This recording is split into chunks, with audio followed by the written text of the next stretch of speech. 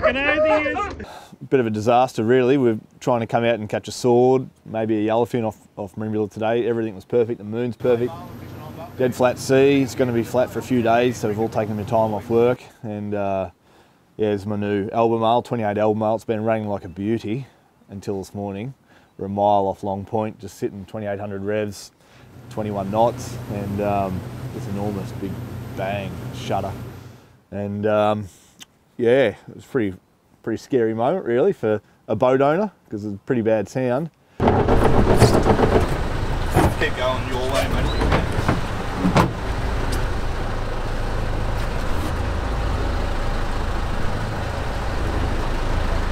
Do you want to click that starboard motor into gear just quickly? Yep. It's behind you. Yep, it's that. It's definitely pull around. Yep. Who's got the dive gear?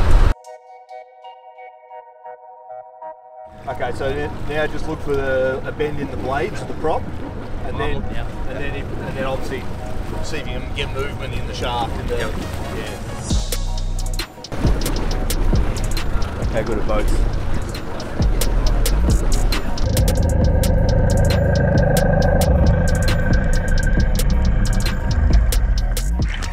You lost the blade on your prop.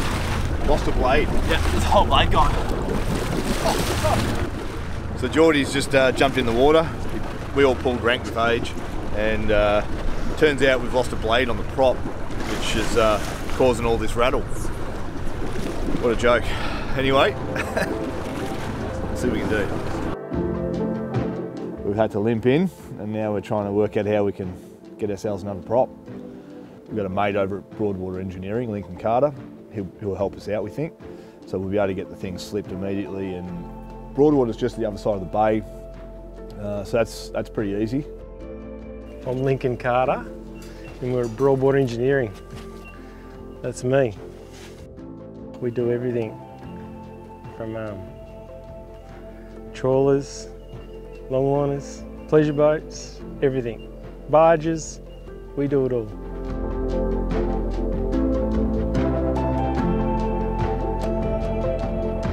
Apparently he was steaming along and he hit a log, and this is what's happened to her. She's busted a blade off. So we've got to prop off. We've got to get a couple of new ones, or a new one anyhow. Yeah, this one's just a bronze prop, and she's spun the bearing too. As she's come adrift, she's rattled the bearing out. So I'll have to put a new bearing in it, and I'll most probably say it has bent the shaft. Well, that's how the water will give these barnacles a bit of a clean, and we'll re-prop speed it. The props and the rudders and the shafts and the skegs, and it'll be like new again. You will be surprised how much that will slow you down. You'll probably pick up a couple of knots, especially with a new blade.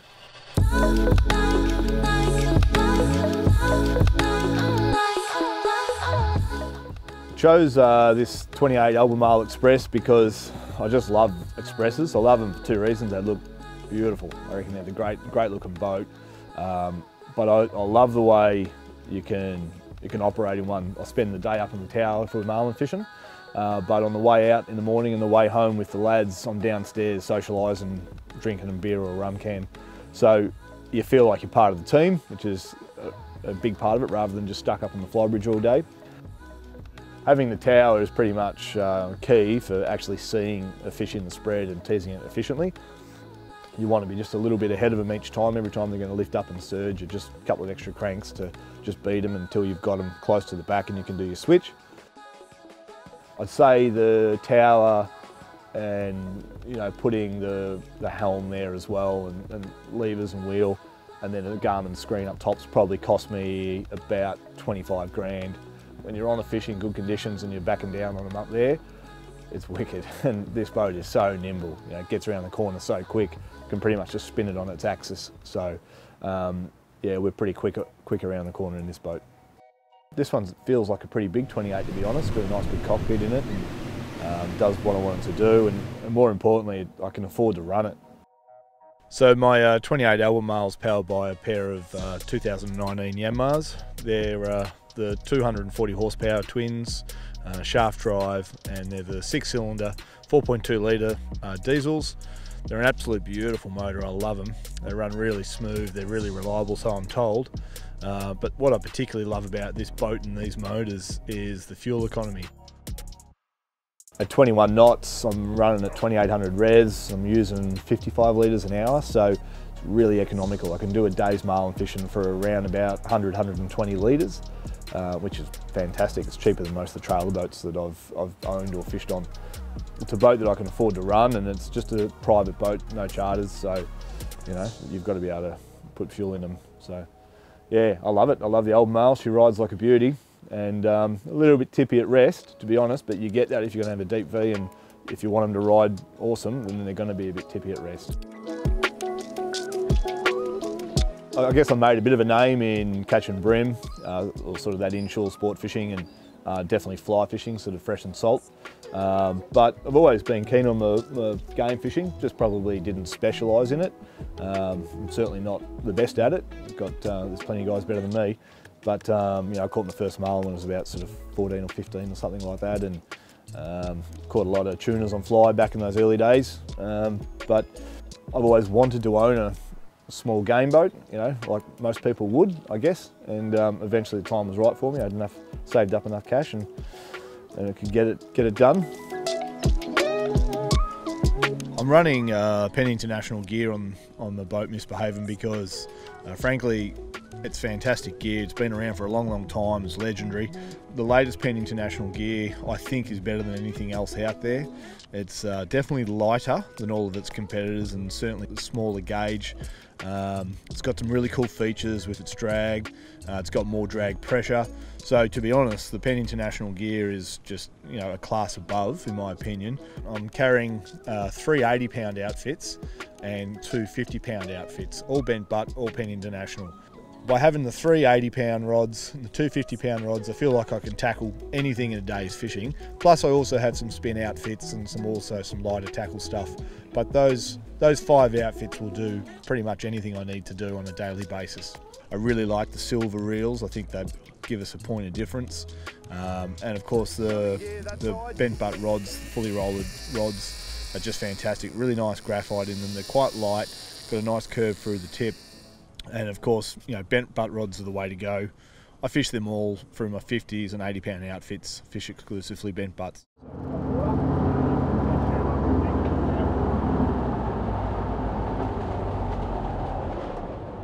Just going to see which way the current's running for a sec.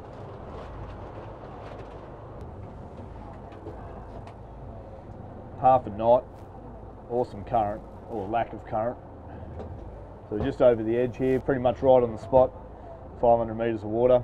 And before I get to where I want to be on a mark, I just kind of wouldn't mind knowing which way the current's going to take me, so I can set up my drift first and then get over that spot. So it's going to take a little while to get our bait down 500 metres, 600 metres, and then get rid of the weight and basically set yourself up. So it might take 5-10 minutes to be fishing properly. So we kind of want to work out what we're going to be doing first. Basically, we've got to get a bait down to the bottom, so we need some kind of sacrificial weight. A lot of people either use a brick or a couple of bricks tied together and some 6-pound line tied off the back of the hook that you can try and break off. That can be difficult to do at times, breaking them off. Another technique is using some steel rods with just a little tiny folded bit of wire, and it's got the smallest little fold on it, and it's just over the shank of the hook, and when it hits the bottom it can kind of just come free. So that's what I'm going to do today. Let's go. So remember, no jolts, just always have pressure on it.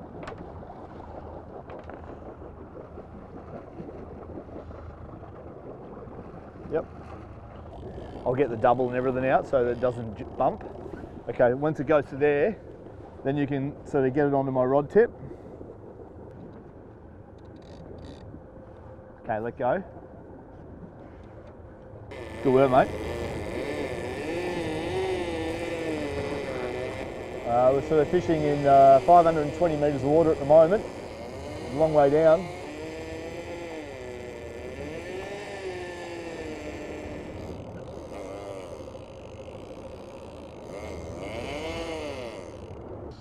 pretty sure weight's off. Yep, weight's gone already. So that's the beautiful thing about that system. You have a hell of a time sometimes breaking off the bricks with your 6 pound or whatever you're using.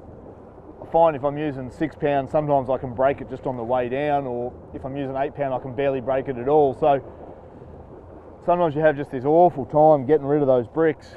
Whereas that, with that little tiny hook, then I've hit the bottom, that weight's hit the bottom, and then it's just kicked off the hook. If you have that bend just a millimetre too much, you can't get it off. So the idea is Neil's just on the controls and he's just occasionally kicking it in reverse, just trying to keep my line angle as vertical as we can get it without it going under the boat, obviously. You don't have a great amount of control or feel, and you are 500 metres down, so it makes it even harder. But I think the belly is the biggest issue. You don't get a direct line. So that's sort of the name of the game. I'm just going to wait for a bite. Bites are pretty subtle from what I'm told. I've only seen a couple, but they're either just a little tiny tap of the rod tip, and it is tiny, or the other day on that big fish, basically I've got this in just above free spool at the moment, this reel, and I'm also holding it, but the line just started peeling off real slow, so I basically went to free spool and let it have it for about 5 seconds, and then just hit it into strike and started cranking, and of course the rod just loaded up, so that was a pretty exciting feeling, to be honest. Swordie or? Yeah, I'm nearly confident it is. Yeah, so we got connected to my first sword. Didn't really know at first. Oh yeah, there he is. You know, he didn't do any massive sort of head shakes down deep. Could have been a shark, we didn't really know, but of course when we got colour at about the 30-minute mark and he came up underneath the boat, we knew pretty much straight away that was a sword. We could see what was going on, and then of course he did that beautiful big jump. And there he is. Fucking big cunt too. Fucking oath he is. I think that was the moment everyone went, holy shit, we're going to now try and boat this thing. He's huge. Got him onto the leader.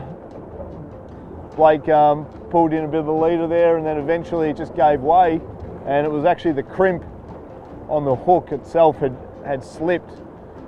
Pretty strange. I've never really had that happen, and the same crimp was on the other end of the leader obviously, and also on the wind on the snap, but that was the one that gave way, and it had pulled down tight. So not sure what's gone wrong, but it's some kind of error. So some people would say he's a caught fish because he's on the leader, or a released fish, but we would like to have boated him, and we had the gaffs ready, and that was definitely our plan. So he got away on us, but yeah, he looked every bit of 500 pound, and it would have been a hell of a first fish to weigh. So yeah, it's pretty raw, that one. It's only about 3 days old, but here we are trying again.